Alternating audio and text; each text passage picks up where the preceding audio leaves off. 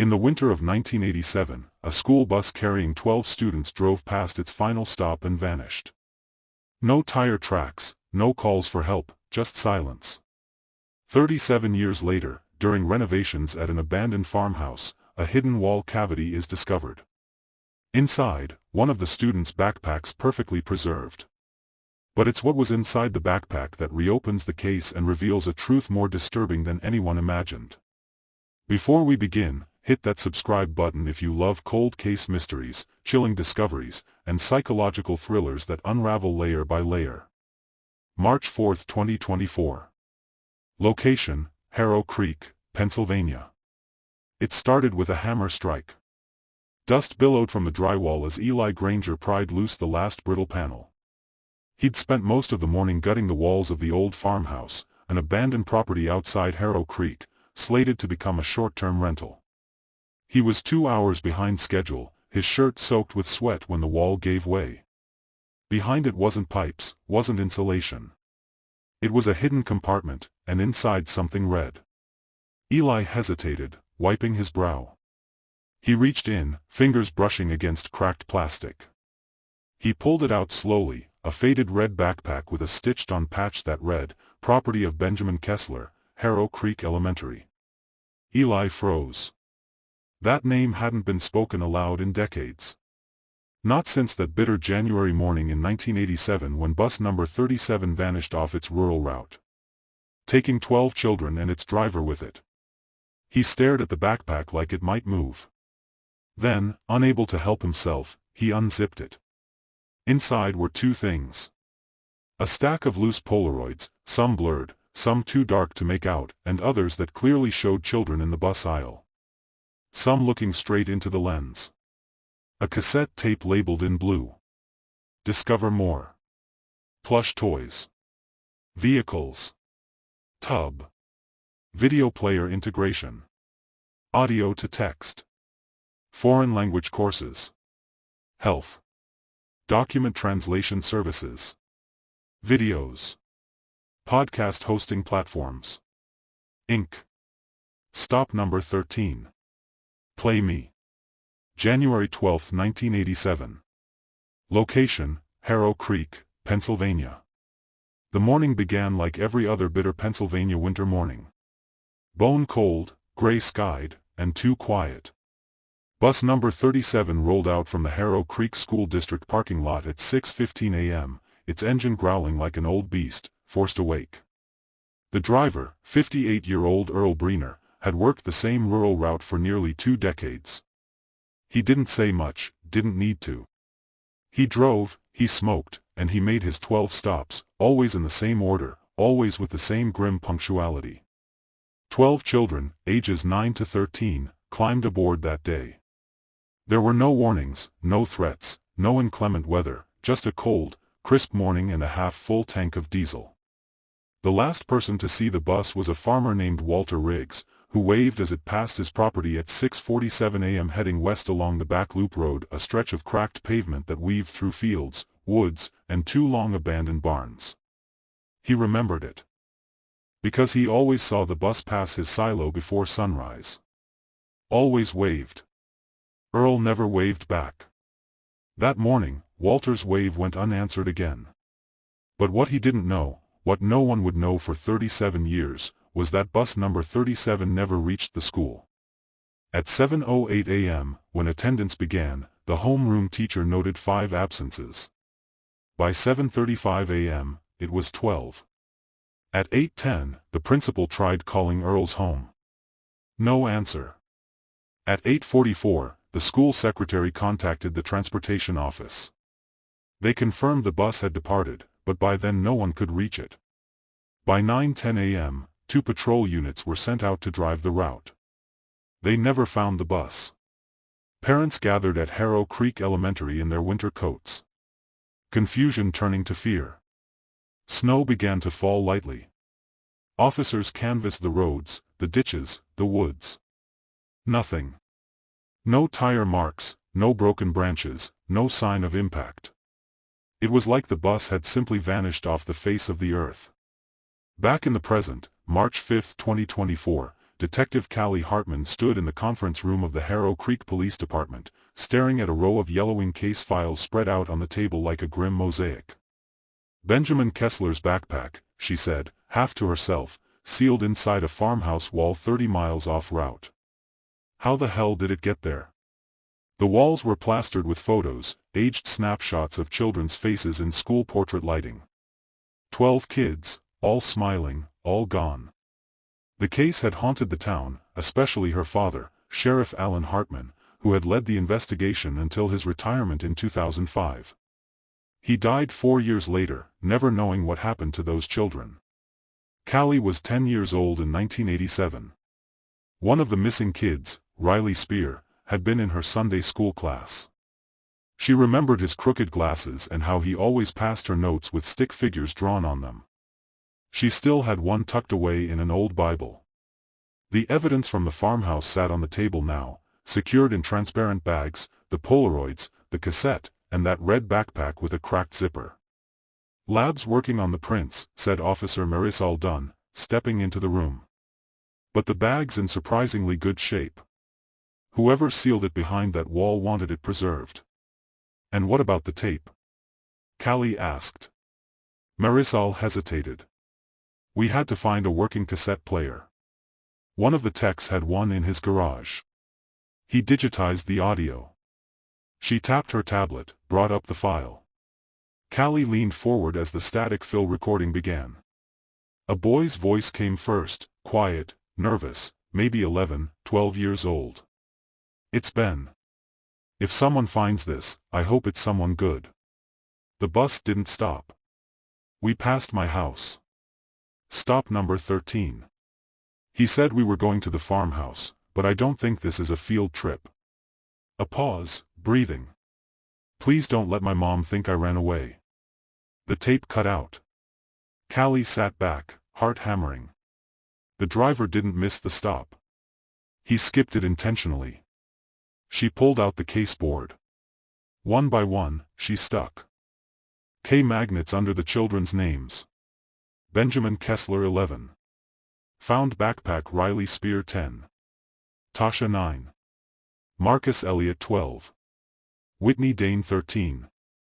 Trevor Calhoun 12th, Emily Shaw 9th. Harper Leachin 10th, Devin Price 11th. Tyson Graves 10th, Layla Freeman 12. Caleb Wick 11. All 12 had disappeared without a trace. Most were never seen again. No bodies, no bus, just a town left hollowed by grief. Until now. In the corner of the evidence bag sat one more object. An envelope tucked into the backpack's outer pocket. On the back was a hand-drawn number, 13. Inside were 6 photographs. All of them showed the same thing. The inside of a bus shot from the rear where the emergency exit would be. The aisle, the seats, the children. In the first photo, the kids were laughing. In the last photo, they were all facing forward, hands on their laps, staring at something out of frame. There was no driver in sight, just a figure standing at the front of the bus. Blurry, too dark to make out a face, but it wasn't Earl Breener. March 6, 2024. Location, Harrow Creek, Pennsylvania. The farmhouse sat at the end of a gravel path, hidden behind a collapsed barn and a thicket of leafless oaks. Officially, it was listed as Parcel 41B in Harrow County Property Records, uninhabited since the mid-90s, purchased recently by a Portland investor who planned to flip it into a bed and breakfast, but now it was a crime scene. Detective Callie Hartman stood on the porch with her coat zipped to the chin, wind biting at her cheeks. The farmhouse was older than it looked in the listing photos. Peeling clapboard siding, rotted porch steps, one window boarded up. A structure no child should have ever been taken to, let alone 12. "This place gives me the creeps," said Officer Dunn, stepping beside her. "Like something out of a photograph you don't remember taking." "Did CSU finish the cavity sweep?" "They just wrapped. Nothing else in the walls except some nesting insulation and a bird skeleton, but the cavity had been sealed with fresh screws. Drywall was newer than the rest of the room." "Someone reopened it." Dunn nodded. "Sometime after the 9s, based on screw corrosion, maybe even early 2000s, Callie ducked under the yellow tape and stepped inside. The smell hit her first. Dust, rot, something vaguely chemical. The room where the backpack was found was empty except for one thing. A child's drawing in faded crayon taped crookedly to the opposite wall. Callie stepped closer, squinting at the drawing. It showed a school bus on a dirt road. Behind it, a red-roofed house with 3 windows. In the yard were children with blank faces all drawn in a row. The sky was filled with black spirals. And in the upper corner there was something else. A stick figure, tall, alone, no eyes, just a single word written beside it. Him. In 1987, Benjamin Kessler had been described as a quiet kid. Good grades, polite. His mother worked at the post office. His father had been a local pastor killed in a car accident 2 years prior. Benjamin's disappearance had nearly destroyed his mother. And now his drawing was here. Dunn snapped a photo of the crayon picture. Think this is his? Callie nodded. Matches the style in his school folder. I saw one of his drawings in the archive box last night. Dunn crouched beside the wall. See this? She pointed to faint outlines behind the drywall seam. Somebody painted over something. The outline looks like handprints. Get a UV wand in here. While CSU continued the sweep, Callie drove to the Harrow Creek Historical Society, where dusty case files, newspaper clippings, and old police records lived in chaos. She needed to know more about that farmhouse. She found a record book dating back to 1962. Parcel 41B had belonged to the Ryans family, farmers turned landlords. The house had been rented out many times, last officially in 1992 by a man named Harold Wright. No employment listed. Moved out in 1995. No forwarding address, but Callie's attention was drawn to a footnote scribbled in pencil in the margin beside 1987. Report of suspicious activity near barn. Fire pit found. Neighbors claimed to hear screaming. No action taken. Sheriff A. Hartman notified her father. He'd never told her that. Back at the precinct, Callie spread the contents of evidence box 87 to 13 across her desk. The original investigation had been rushed. No witnesses, no bus found.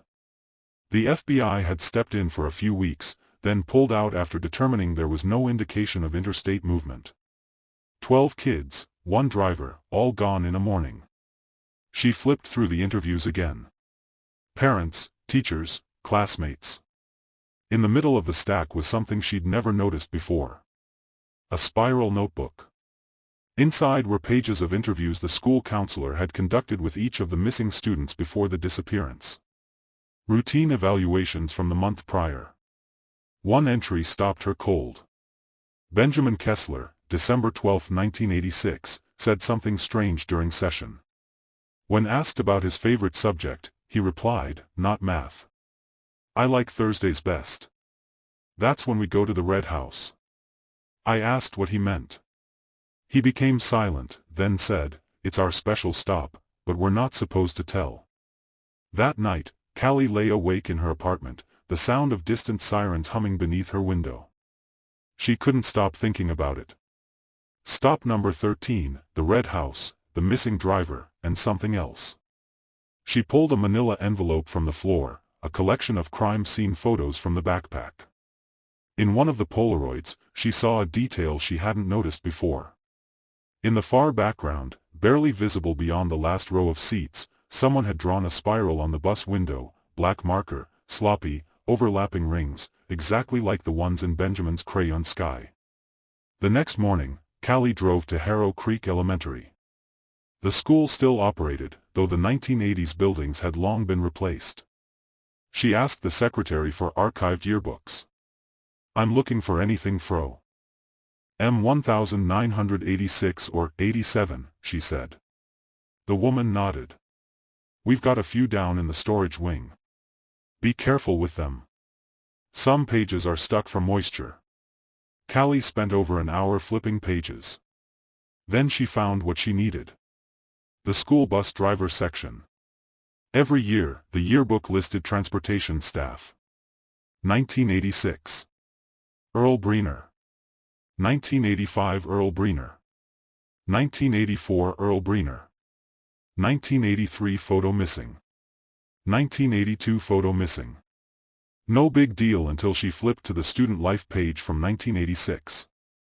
A candid photo of the cafeteria. In the background at one of the back tables sat several of the children who would vanish. Next to them was a man in a gray jacket. He wasn't a teacher, wasn't Earl, but he was holding a school bus keychain. March 7, 2024. Location, Harrow Creek, Pennsylvania. Callie Hartman stared at the faded yearbook photo like it might move if she waited long enough. The man wasn't the focus of the picture, just background noise, but his presence was unmistakable. Late 30s, maybe early 40s. Slouched at the far end of a lunch table, square jaw, long nose, thinning hair combed back. He wasn't smiling. His gaze was trained on the kids, his hands folded in front of him. On one finger, a thick silver ring engraved with a black spiral. He wasn't labeled, wasn't faculty, and he wasn't Earl Breener. She flipped the page, hoping for another angle. Nothing. Whoever he was, he'd slipped through the cracks. Done, she called, holding the yearbook up to her phone camera. I need this scanned and enhanced. Focus on the guy in the cafeteria photo. Copy that. Want me to run it through facial recognition? Do it. She hung up, heart pounding. It had been 37 years. If this man had driven that bus or had access to it, if he was the one Benjamin referred to in the tape, then he had evaded suspicion for decades. And worse, he may have used that time to keep doing it. The next lead came from an unlikely place, the Harrow Creek Bus Depot. Callie stopped by late that afternoon, hoping to speak to any longtime employees. The depot manager, a white-haired man named Cliff Niss, had worked there since 1980. She showed him the cafeteria photo. He squinted, leaning in. That ain't Earl. I can tell you that right now. Recognize him? Cliff rubbed his stubbled chin. No name comes to mind, but that ring. Yeah, I remember that damn spiral. Creeped me out. You saw him here? Cliff nodded. Couple times in '86. Came in with one of the maintenance guys. Ken something said he was helping install a second backup radio in bus number 37. Weird since we'd never had two radios in one of those old Fords. Said it was a district request. Callie blinked. There's no record of that in the transportation logs. I'm not surprised. Cliff muttered. Back then we had a supervisor, Lyle Heller. Retired in '89. He signed off on things that didn't always make sense. Do you have a photo of him? Cliff pointed to a wall of framed employee portraits. Second row, middle frame. A dusty placard read Lyle Heller, Transportation Supervisor. 1974 to 1989. Callie's blood ran cold. It was the same man from the yearbook cafeteria photo, only now in a suit, smiling faintly, still wearing that spiral ring. Back at the precinct, the facial recognition software confirmed it. Lyle Heller, deceased since 2004, heart attack at age 63, which made him impossible to question, but not impossible to investigate. Dunn returned with his personnel file. Callie flipped through it quickly. Employment history, union records, tax forms. Then she found something buried in the back. A disciplinary note from 1981 signed by a former school principal. Concerns raised over Mr. Heller allowing unauthorized individuals on district property after hours. Incident involved a school bus being moved without dispatch notice. Claimed it was a mechanical test run. No follow-up recorded. Callie circled the phrase unauthorized individuals. She leaned back in her chair, eyes scanning the new case board she'd started. The photos, the timeline, the drawings, the word him scrolled beside the stick figure in Benjamin's crayon picture. Whatever this was, it wasn't just a rogue driver. It was systemic, coordinated. Later that night, she visited the Kessler house. Benjamin's mother, Miriam Kessler, still lived in the same red brick ranch on Pine Tree Lane. Her hair was silver now, pulled tight into a bun, but her eyes were sharp. When Callie knocked, she opened the door as if expecting her. "I heard," she said softly, "about the backpack. I hope to speak with you about Benjamin. Anything you remember from before the bus disappeared." Miriam hesitated, then stepped aside. Inside the living room was untouched by time. Framed family photos, plastic-covered couch cushions, a faint smell of lemon oil and tea. Callie sat as Miriam poured 2 cups and returned. "He was quiet," Miriam said, "always drawing, liked animals. He missed his father terribly." She paused, eyes glistening. "And sometimes he said strange things like what? That he didn't like Thursdays." Callie froze. "He said Thursdays made his stomach hurt." Miriam continued, "I thought it was about school. I told him to try not to worry, but he started faking sick every Thursday morning. He said if he didn't get on the bus, he'd be safe." "Did he ever say why?" Miriam looked down at her hands. "One time he said, because the man with the ring will be driving." Callie's breath caught. Miriam whispered, "I thought he was imagining things, that it was some dream he'd had." But then she reached for a small keepsake box on the coffee table. Inside was a drawing, another crayon piece. This one showed a bus on a bridge. Below it, water filled with faces.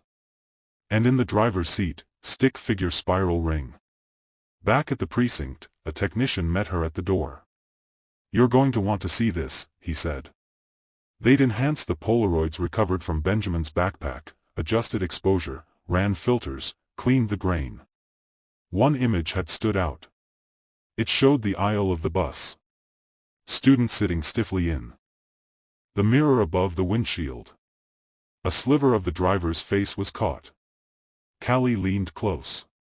His hand gripped the steering wheel. On the ring finger, a thick silver band with a spiral. March 8, 2024. Location, Harrow Creek, Pennsylvania. Callie Hartman stood over the county survey map with a pen in her mouth and exhaustion in her shoulders. It was nearly midnight. The precinct had emptied out, but the silence only made the mystery louder. She had traced the original 1987 bus route in blue marker. Start point 12 stops final leg to Harrow Creek Elementary. A clean looping arc, but now she added a red line, the path Walter Riggs had claimed to see the bus take past stop 12 toward the West Woods. Then in green, she marked the farmhouse location 30 miles southwest, completely off-road. The lines didn't match. Not unless the bus had deviated intentionally, and not unless someone had already known the back roads. Roads that weren't even paved in the 80s. She flipped open the topo map from 1985 and stared. And there it was, a faint dotted line, a private easement through old farmland. It connected stop number 12 directly to parcel 41B. Not a public road, not visible anymore. But it had been there. The next morning, Callie met Officer Dunn at the edge of that overgrown path. A rusted barbed wire gate blocked the entrance, half swallowed by wild brush. "No GPS signal," Dunn muttered, checking her phone. "No current name for this trail either, just disappears on maps after 1991. Callie stepped through the brush, boots crunching frostbitten leaves. Within 10 minutes of walking, they found the remnants of old tire tracks barely visible in the compacted dirt, deep set, narrow gauge, a match for a 1980s school bus. A little farther, the trail opened to a cleared circular patch ringed with moss-covered stones.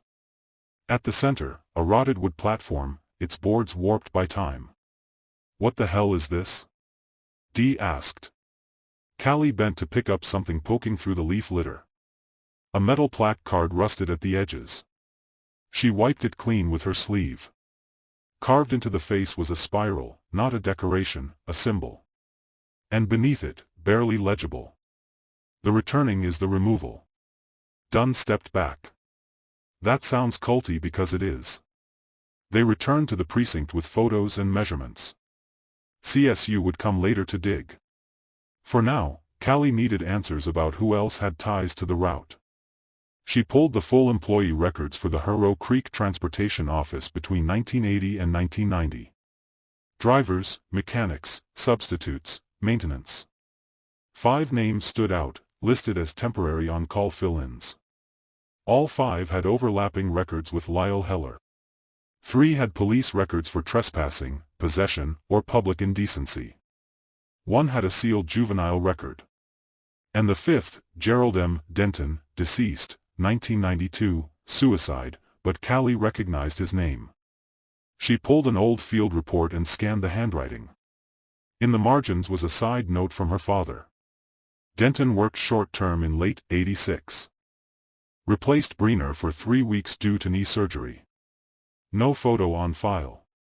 Callie sat back, her heart pounding. 3 weeks. That was before the disappearance. Long enough to gain access.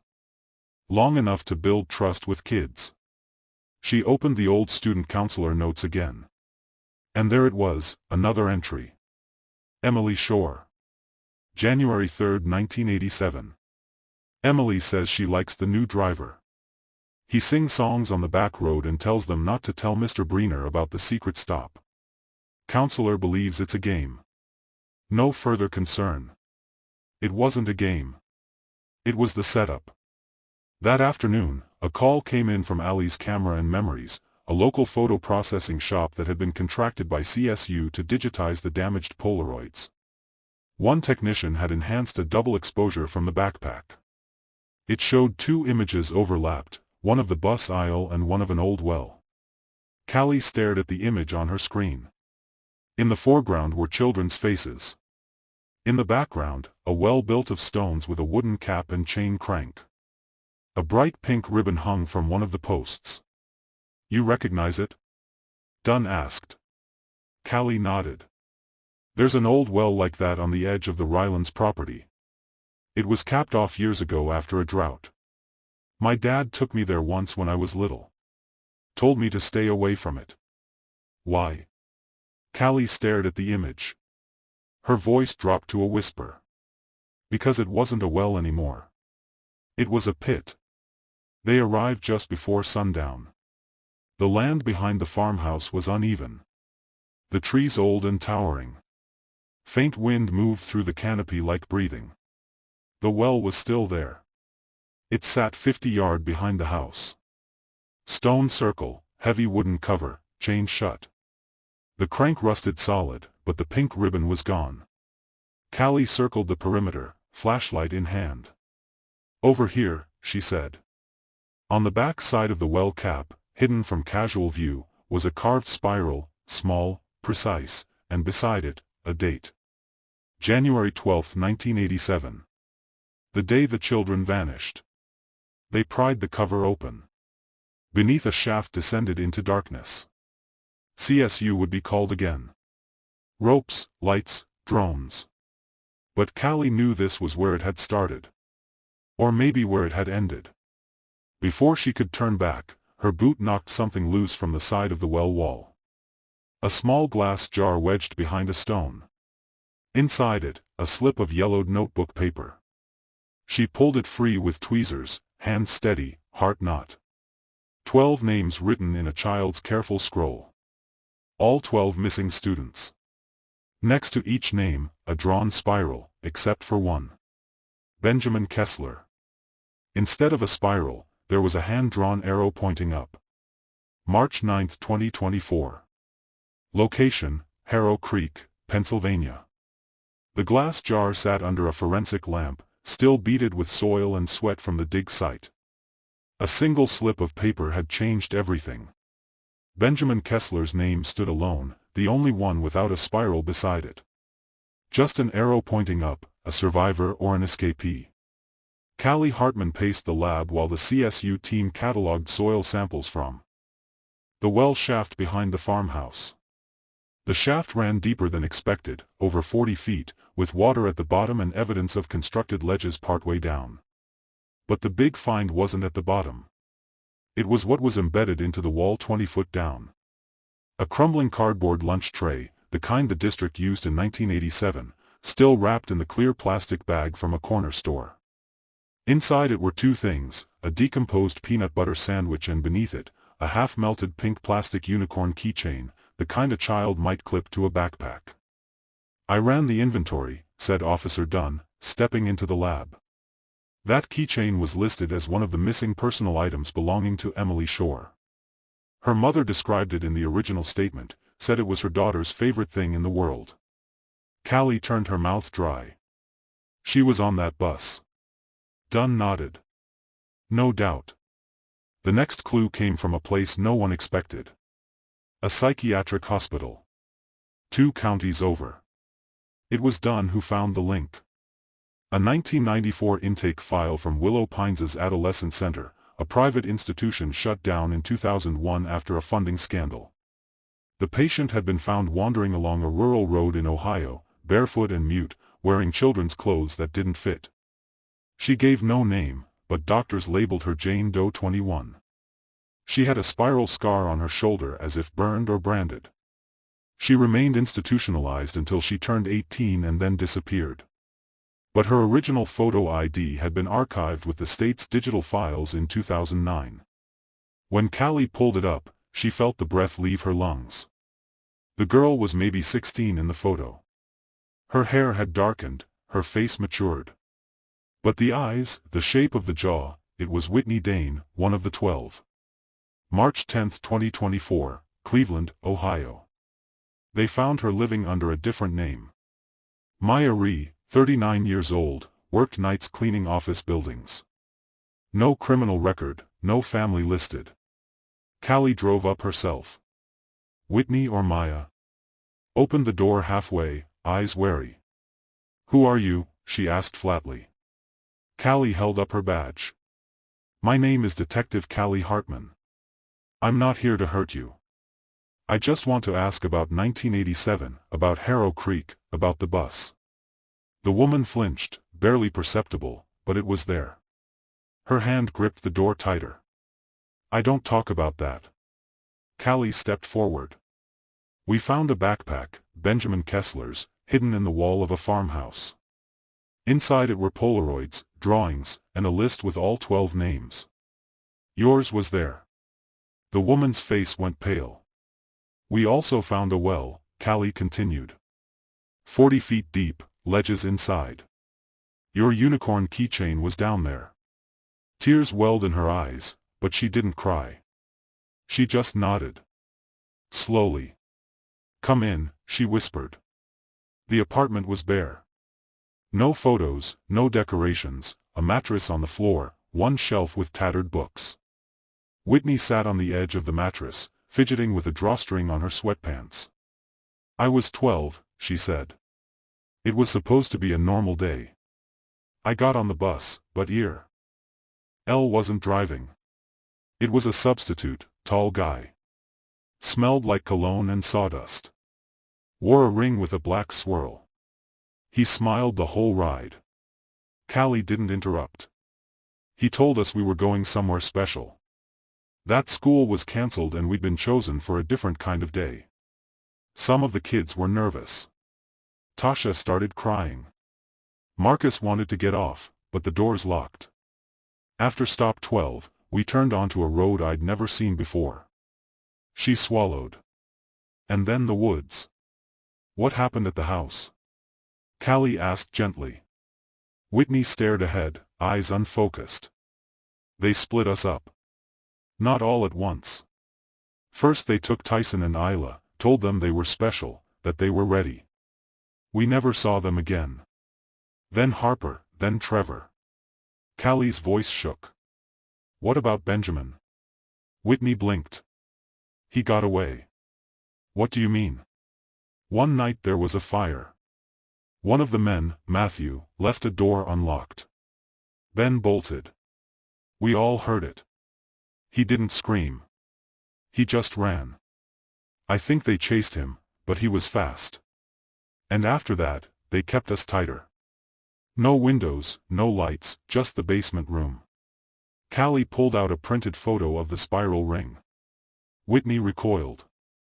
Do you know who wore this? She nodded. That was Lyle. He was the leader. The others called him Father Heller, but he wasn't a priest. He was the school's transportation supervisor. Whitney's mouth twitched. He told us it was an honor that we were chosen to be unwoven. I don't know what it meant. He kept saying the same thing over and over. Callie whispered it with her. The returning is the removal. Whitney looked up sharply. How do you know that? Because we found it carved behind the farmhouse and we found something else. She handed Whitney a printed photo of the notebook page. 12 names, Benjamins, marked with an arrow. Whitney's fingers trembled as she held it. He made this, she said. Why the arrow? Because Ben said he wasn't going down with the rest of us. March 11, 2024. Location Harrow Creek, Pennsylvania. By dawn, the well behind the farmhouse was surrounded with caution tape, portable floodlights, and a full CSU excavation team. A pulley rig had been set up, and a forensic diver named Camille Ortiz was the first to descend. What she found wouldn't make the morning papers. At 27 feet down, just above the water line, Camille discovered a human femur wedged between the wall and a ledge of compacted earth. By the time she reached the bottom, the count had grown to 4 long bones, partial ribs, and a small decomposed shoe, a child's size. Detective Callie Hartman stood on the farmhouse porch, watching the evidence markers go up like tombstones. Whitney Dane had spoken for 2 straight hours the night before, and she hadn't said everything. There were things she couldn't describe, things she wouldn't. But one detail stuck. There was a door in the basement, Whitney had whispered. Not to the outside, to underneath. They called it the spiral room. And so CSU returned with crowbars, drills, and a floor scanner. It didn't take long. Behind the furnace wall, tucked beneath a plywood panel and insulation, they found a sealed trapdoor bolted shut from above. The hinges were corroded, but the wood was solid. Whoever built it had intended it to stay shut until now. It took 2 crowbars and 30 minutes to pry the door open. What lay beneath was a narrow stairwell, with steps, no railing. The walls had been lined with black felt nailed in place. At the bottom, a single windowless room. Callie descended first. Her flashlight revealed walls painted with peeling pink flowers. Dolls lined the perimeter, some handmade, others half-melted. A mattress lay in the center, rotted and sunken. And on every wall, the same spiral drawn in marker, burned into wood, etched into the floorboards. 1 spiral per child. Callie counted 12. CSU took samples, photographed everything, bagged each artifact like it was sacred. In a rusted cabinet near the back wall, they found a stack of video cassettes labeled by hand. Unwoven Session 1. Unwoven Session 2. Whitney Compliance Test. Trevor and Isla Pre-Removal. Father Heller Intro Tape Master Copy. Callie couldn't breathe.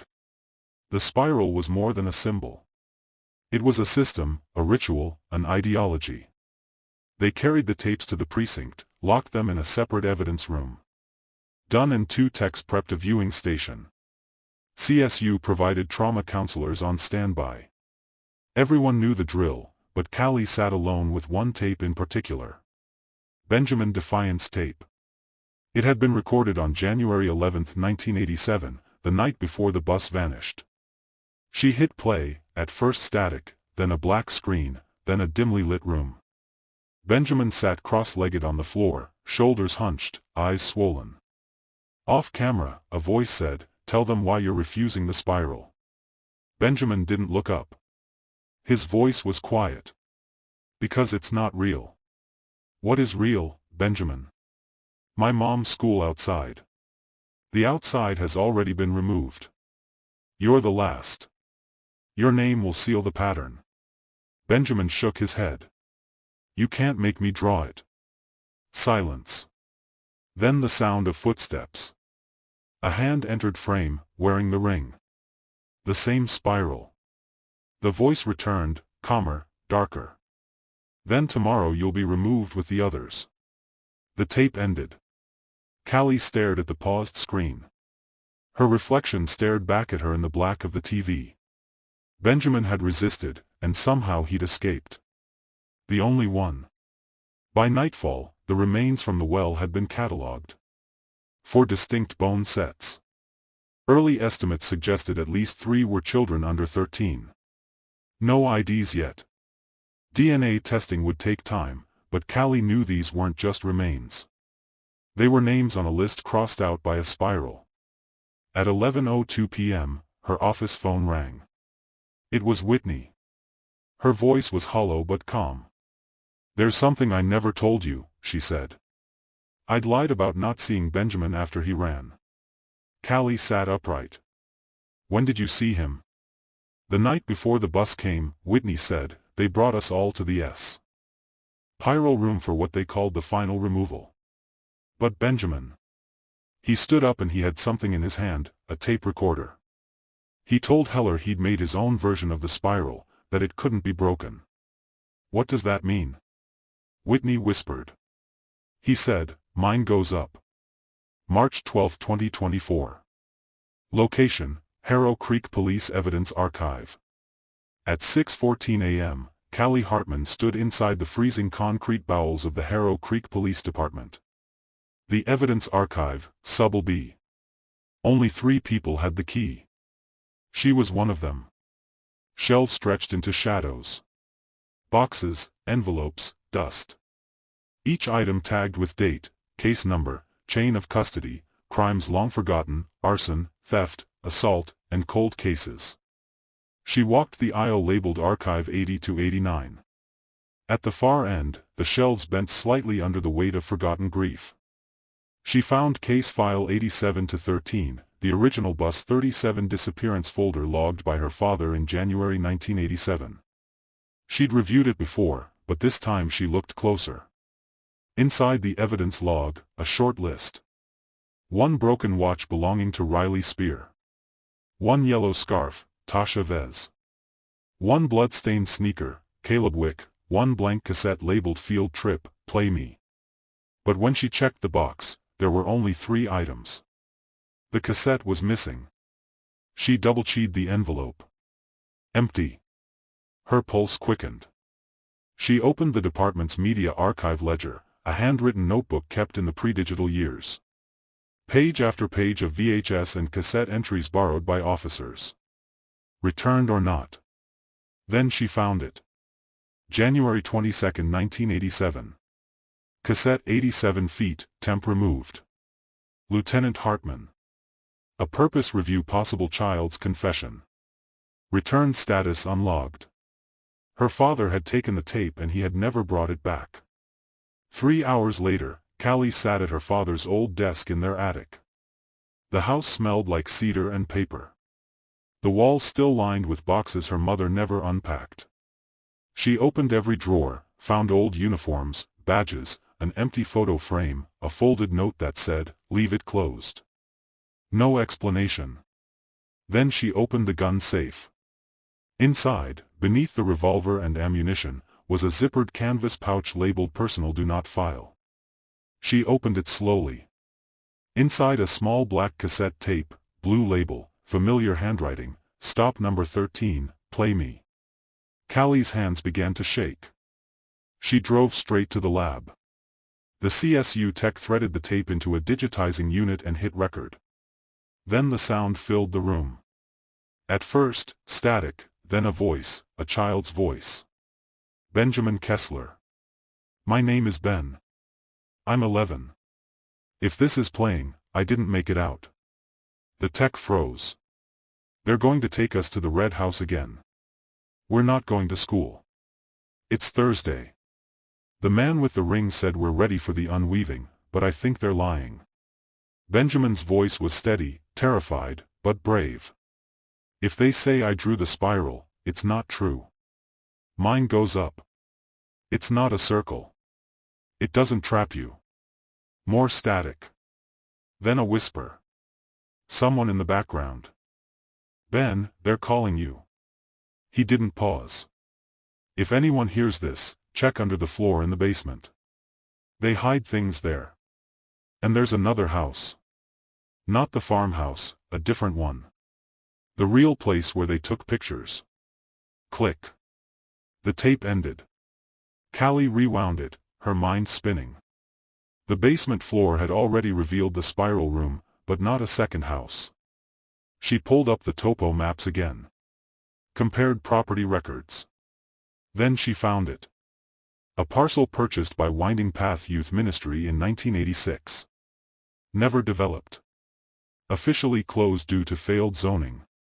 But someone had built there a private structure hidden behind a dead-end logging road in the foothills 17 miles west of the farmhouse. A place locals never talked about.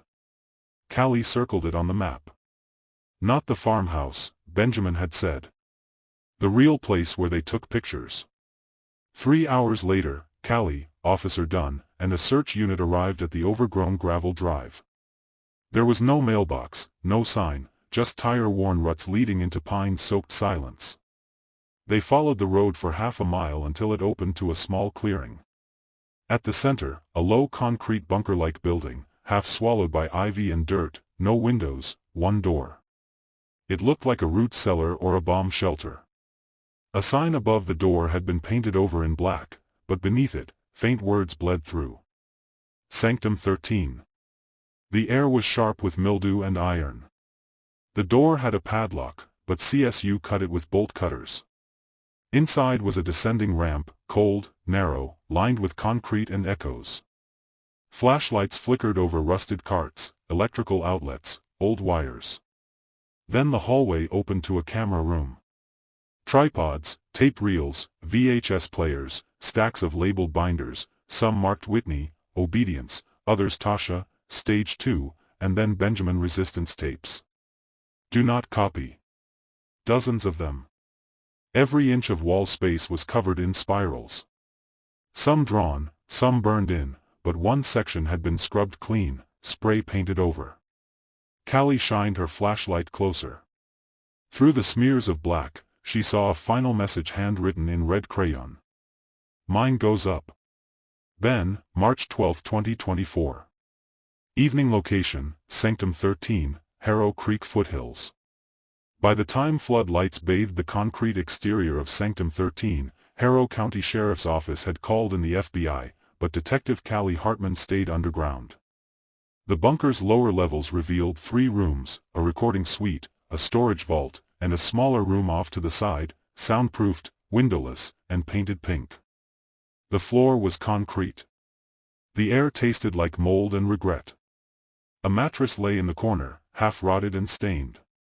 Along the far wall, a child's handprints, small repeating, as if someone had paced, and between them scrolled in red pencil. The spiral isn't the end. It's the door. Callie took a step back. It wasn't just a message. It was an instruction, a belief system. These children had been taught to view the spiral as something divine, something transforming. Some had given in, but Benjamin had refused. In the evidence vault, CSU began cataloging tapes. There were hundreds stacked in labeled bins bound with twine stuffed in milk crates. The earliest dated back to 1983. Not just Harrow Creek children, other towns, other districts. Every tape had a handwritten index card. Most followed the same format. Subject name, age, date of entry, progression, stage 1 to 4. Removal status. Complete, incomplete, failed. Dozens were marked failed. Others simply read lost. Jesus Christ, Dunn whispered. This wasn't just about Bus 37. This was national. Callie scanned for familiar names. Then she found it. Kessler Benjamin, age 11. Entry date December 4, 1986. Removal status incomplete. Last note, escape during final purification. Recovery unsuccessful. Subject may have evidence. She flipped the card. On the back was a photo, a surveillance still, black and white, low resolution. It showed a child's silhouette running through a pine thicket at night, a flashlight beam missing him by inches. That silhouette was burned into Callie's brain. Now, Benjamin. The FBI arrived with forensic units and portable servers to digitize the tape library. Callie handed off the worst of the job. She didn't need to see more, but something kept gnawing at her. Whitney's words. He had something in his hand. A tape recorder. He said, "Mine goes up." So she returned to the main archive chamber. There, near the back, on a private shelf marked "Do Not File," she found a locked box, heavy steel, stenciled with a single symbol, a spiral crossed out. CSU popped the latch. Inside were 7 unlabeled tapes, all different brands. Callie picked the first one and threaded it into the deck. It was a video. The screen flickered. A boy sat at a table in a room that didn't match any others. Clean walls, a window with sunlight. Benjamin. He looked into the camera. "This is my room. They don't know I'm taping. I made this because if I don't make it, maybe someone will."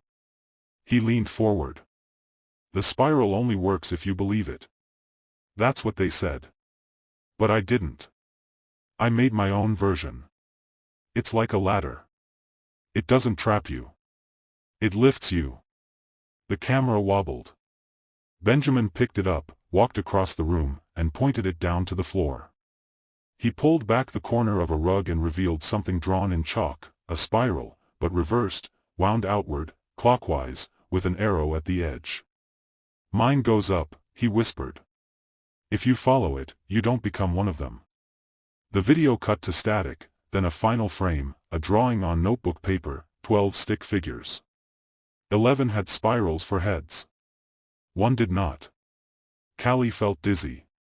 Benjamin hadn't just escaped. He documented hidden tapes, notes, symbols. He hadn't run blindly. He'd left breadcrumbs. At 11:52 p.m., Callie received a call from CSU officer Jod Lynn, still excavating beneath the farmhouse. "I think we found something big. Bigger than a basement under the basement," Lynn said. "We broke through a soft patch of earth. There's a secco. ND level. A root cellar maybe, but there's something down there." "What is it?" "Shelves, but not for food."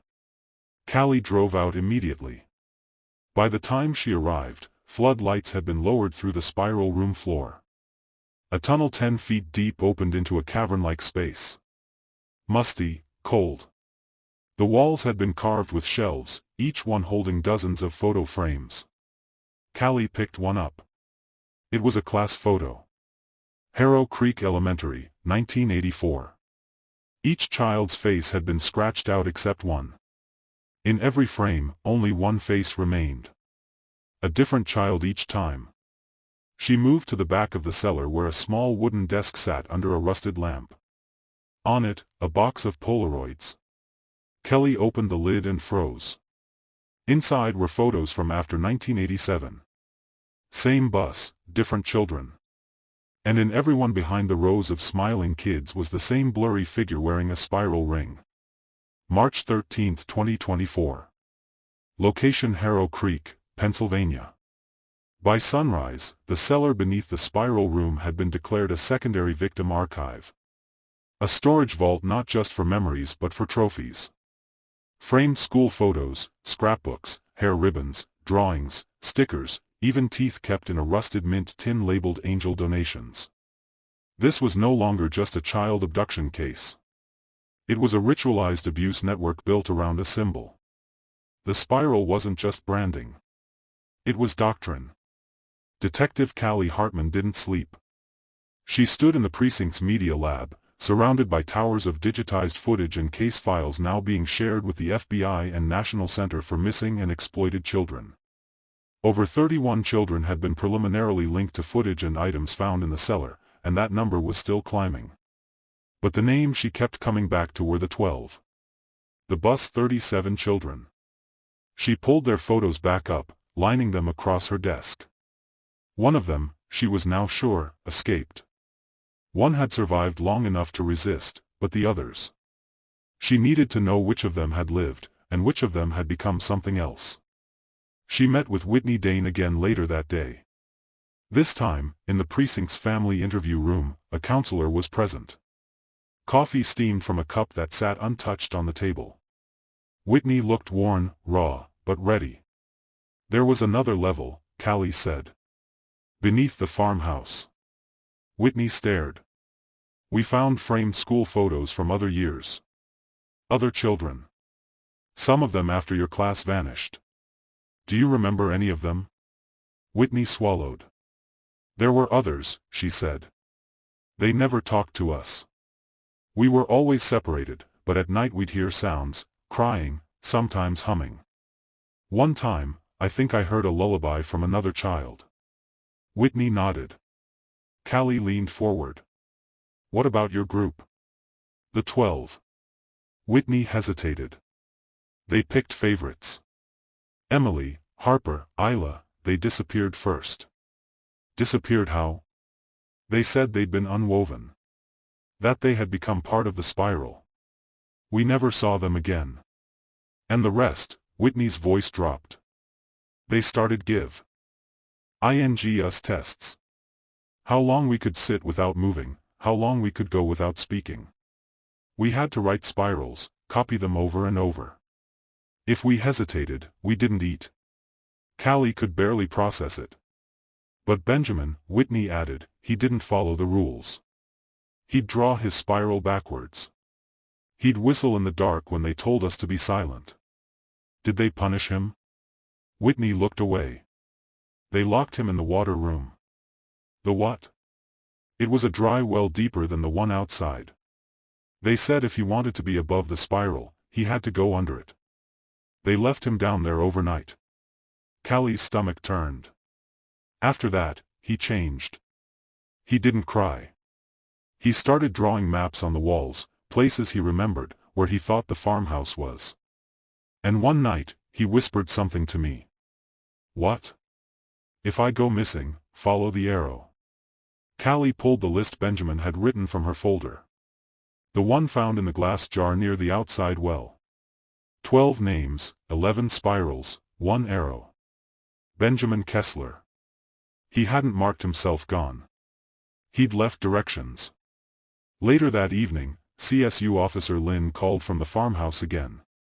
Detective Hartman, we need you on site. You'll want to see this for yourself.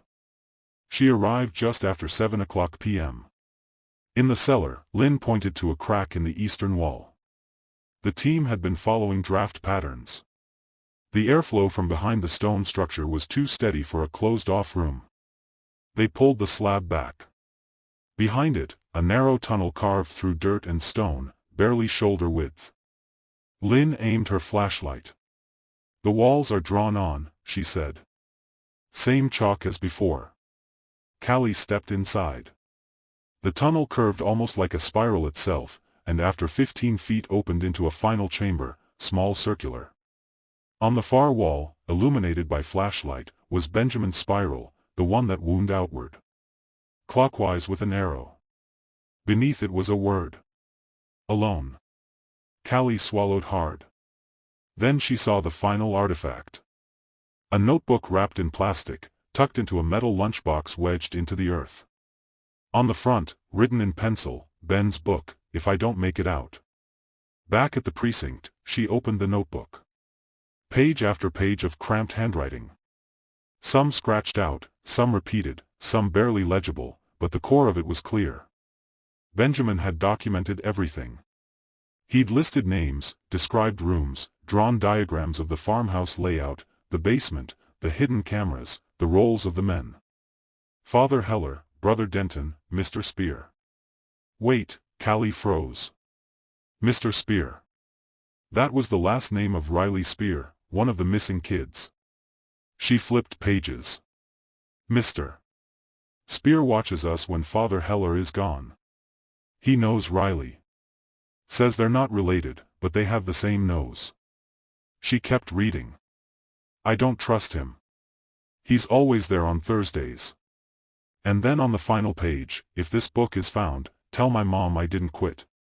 I didn't believe the spiral. I drew my own. Mine goes up. P.S. Mr. Spear lives in a greenhouse with a red door. His truck says Eagle. Plumbing. Callie stood up. She remembered that truck. It's still parked 3 blocks from the station. March 14, 2024. Location, Harrow Creek, Pennsylvania. By the time the search warrant was secured, 2:17 a.m., Detective Callie Hartman was already parked 3 houses down from the small green ranch with the red front door. The same house where Eagle Plumbing's white service truck had been seen idling for years. The same house that, according to Benjamin Kessler's notebook, belonged to someone called Mr. Spear. Callie had pulled up Riley Spear's case file earlier that night just to be sure. Riley had been 10 years old when he vanished with the rest of the bus 37 children. The name of his father, Gregory Spear, was listed but lightly redacted. He'd never been interviewed as a person of interest. Claimed to be working out of state at the time of the disappearance. Alibi never confirmed, and no one had ever followed up until now. At 2:32 a.m., 4 squad cars rolled up silently. 1 marked unit, 3 unmarked. Officers approached the door from both sides, spotlights off, flashlights drawn low. Callie stood at the center. She knocked once. Firm, a light flicked on inside. Footsteps, a pause, then the door opened. Gregory Spear looked older than his driver's license photo. Graying hair, heavy set, t-shirt tucked into sweatpants. He blinked, squinted. "What's going on, Mr. Spear?" Callie said, "We have a warrant to search the property." He started to protest, but the paper was already in his face. Officers stepped inside. "Sir," one said, "step back from the entrance. Keep your hands where we can see them." Spear complied, but Callie caught something in his expression. Not fear, not confusion, resignation. The house was modest, clean, lived in until they got to the basement. Wood paneled walls, a bar in the corner, a water heater humming in a back closet, and a cabinet locked. Officers pried it open. Inside, a ring, silver, heavy, worn smooth in the center, but unmistakable, a black spiral. Callie stared. "Bag it," she said. Then she noticed the photo frame resting behind it. She reached for it slowly. It was a Polaroid, no label, a school bus, empty aisle, photographed from the back seat, and standing at the front, blurred but unmistakable, was Gregory Spear. Back upstairs, Callie sat across from him in the kitchen. The room was quiet except for the ticking of a small clock shaped like a black cat. "Do you remember Benjamin Kessler?" she asked. Spears stared down at his hands. "You knew his mother. You worked part-time at the school. You were there the week the children disappeared." Silence. "You drove bus 37 on Thursdays." Still nothing. Callie laid the ring on the table. Then the photo. She leaned in. "You stood at stop number 13. His eyes twitched. Not a full flinch, just a reaction. "And that was enough. I want to know what happened to Benjamin." Spear finally looked up. His voice was hollow. "You're not going to find him." "Why?" "Because he doesn't exist anymore. Not way you think." Callie leaned back. Her voice dropped low. "Tell me what Sanctum 13 was. Tell me what you were." Spear exhaled through his nose. "It wasn't a cult. It was a filter. The world doesn't protect children. It weakens them. Teaches them to obey. The spiral was our correction." He nodded to the ring. "It was a symbol, a cycle. Start at the edge, move inward, strip away their masks. You tortured children," Callie said steady. Spear smiled. "It was small, sad number. We liberated them. Some couldn't handle it. But Benjamin, he was different. He believed he could undo us." He looked up directly into her eyes, and for a while, I think he almost did. At 3:47 a.m., CSU discovered a crawl space beneath Spear's garage. Inside, a locked metal trunk. Inside that trunk, videotapes, a journal, and a wooden toy unicorn burned down the side. Benjamin's handwriting filled the journal margins. Callie sat down on the garage floor and flipped through the pages. Dozens of entries, plans, routes, a map of Harrow Creek with stars drawn in red pen. Each marked location was tied to something from the tapes or Whitney Deane's memory. The farmhouse, the dry well, the private parcel labeled Sanctum 13, and finally a cemetery just outside town. Grave number 219, row 6. Look beneath the spiral. Just after sunrise, Callie walked that final stretch of ground. The cemetery was damp with thawing frost. A mist hugged the grass. Row 6, grave 219. The stone was small, cracked. No name, just a spiral etched into the surface. No dates, just a single phrase, returned. She dropped to her knees and pressed her hand to the earth and felt something hollow. March 15, 2024. Location, Harrow Creek Cemetery. The grave had no coffin, no human remains, just a wooden lockbox buried 2 feet beneath the frost-packed soil of plot number 219, Harrow Creek Cemetery. The spiral carved into the stone above wasn't a headstone. It was a marker, a signpost. Someone had wanted it found. CSU laid the box on a blue tarp and stepped back while Callie opened it. Inside, a bundle of cassette tapes wrapped in an old blue scarf. A notebook, water-stained but legible. And on top, a photo of a boy with dark eyes, short hair, and a shy smile. Handwritten on the back. Ben, age 11, right before the bus. The tapes were catalogued, digitized. Most were Benjamin speaking directly into the recorder, quietly, urgently, often from hiding. Day 5, underground. I hear them upstairs. They're looking for the spiral, but mine's different. It's not a trap. I think Whitney's still alive. They took her to the testing room.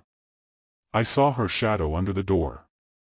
If I die in here, tell my mom I remember what her voice sounds like, even if I can't hear it now. The last tape was shorter, crackling, the voice more distant. I buried this where I used to walk with my dad, near the angel statue, plot 219, under the fake grave. A pause, then don't look for me. But if you do, start at the beginning. The notebook was a survival map, not just of T. He farmhouse in Sanctum 13, but of every place Benjamin had been taken. Duct ropes, tunnels, underground spaces, markings. He'd written in code for the final entries, spiral patterns with numbers and coordinates that CSU was still decrypting. But one message was written clearly on the inside cover. If this notebook is found, it means I died before the others. But I didn't spiral. I climbed. Ben. That same morning, Callie sat down with Whitney Deane one last time. They played Benjamin's recordings together, one by one. By the third tape, Whitney was weeping. Not violently, just quiet, steady tears, as the voice of the boy she hadn't seen since 1987 filled the room. I thought he was dead, she whispered. Callie nodded. We still don't know for sure. I do, Whitney said. I heard them say it. The one who wouldn't spiral has been returned. Returned where? Whitney just shook her head. Then softly, there was another bus. That afternoon, Callie requested access to the Pennsylvania Department of Education's bus records from 1987. There it was, bus number 37. Last registered to Harrow Creek Elementary. Route Kenled as of January 13, 1987. But another bus, bus number 49, had been acquired by Winding Path Youth Ministry under a religious exemption and removed from state registry 2 days before the disappearance. Private sale, no destination filed. The VIN was traced, but the bus had never been recovered until now. At 5:18 p.m., a 911 call came in from a retired farmer 4 miles outside Harrow Creek. His property bordered the old Winding Path land. He'd been clearing trees when the backhoe hit something metal. Callie arrived 40 minutes later, half buried beneath pine needles and dirt, its wheels rusted off and windows shattered, was the missing second bus. Bus number 49. CSU pried open the side panel. Inside were 2 bench seats ripped from their mounts, blood stains, charred wood, and on the rear wall, a spiral drawn in ash, and over it, scratched violently into the metal. Not this time. By 9 p.m., federal agents had declared the Winding Path investigation officially reclassified. They weren't dealing with one abduction or one cult or one location. They were dealing with a network, a pattern. And the spiral, once just a symbol, was now a warning sign. Callie sat in her car outside the Harrow Creek Cemetery. As night fell, she held the final Polaroid again. Ben, age 11, smiling faintly, unaware of what would come. She thought of the arrow he drew on every spiral. How he tried to uncoil what had been wound too tight. How he whispered in the dark so the others knew they weren't alone. Mine goes up. March 17, 2024. Location, Harrow Creek and surrounding region. The morning sky over Harrow Creek was colorless. Gray mist clung to the fields. Church bells rang somewhere in the distance. It felt like the kind of day where something long buried finally surfaced. No fanfare, just silence breaking at the edges. Detective Kelly Hartman stood beside plot number 21. 9, staring at the spiral stone for the last time. Not a grave, a signal, a declaration. By 10 a.m., federal agents executed coordinated warrants across 5 counties. One led to an abandoned photography studio in Butler, Pennsylvania. Walls painted black, spiral symbols burned into the wooden floor. Another led to a now-shuttered daycare in Ohio, founded in 1985 by a former Winding Path missionary. Lockers still labeled with first names. One read Harper. At each location, materials were found. Photos, video reels, journals, a common thread, the spiral, and a second name that kept appearing, the unweaving a doctrine, a process, the idea that children had to be broken down to find truth. But the tapes Benjamin left behind, his audio journals, sketches, survival strategies, formed the basis of a new investigative framework. Because Benjamin hadn't just escaped, he'd mapped the network, named its parts, and left instructions. Later that afternoon, Callie and CSU returned to the second bus site, bus number 49. They'd cleared more of the debris now, photographed every inch. At the rear corner, behind a melted vinyl seat, a child's satchel was found, sealed with duct tape. Inside a broken compass, a drawing of the farmhouse with an X beneath it, and a second drawing, 12 stick figures, all in a line. One of them, the final one, was colored in blue. An arrow pointed upward from it. Benjamin. The next week, Whitney Dane spoke publicly for the first time.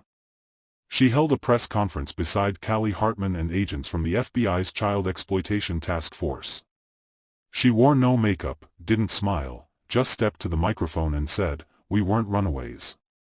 We were taken. They told us we were chosen, but really we were trapped. Benjamin Kessler wasn't just a victim. He was our map out." Over the following days, 2 more survivors came forward. One from North Carolina, another from Indiana. Both were children who'd vanished in the late 80s. Both remembered the spiral, the tests, the door with no handle. Both remembered a boy who whispered stories when no one else would. He told us we weren't crazy. One said that someone outside would follow the arrow. On March 25, 2024, Callie stood alone inside the spiral room, the basement chamber beneath the Harrow Creek farmhouse. Most of the chalk had been scrubbed clean now. The spiral walls were bare, but in the back, behind the old shelving, something faint still remained. Not a spiral, a drawing, a ladder drawn in white. 12 rungs. At the top, a small stick figure reaching up toward the corner of the wall. It had no spiral for a head, just a tiny arrow pointing up. April 14, 2024, Harrow Creek, Pennsylvania. The ceremony was small, quiet, held in the Harrow Creek Community Center gym, the same one where Bus 37 had once parked out front every morning, waiting for 12 children to file aboard. Now it was filled with folding chairs and flickering candles. Photographs lined the stage, some from school yearbooks, others new. LY unearthed from the farmhouse or Sanctum 13.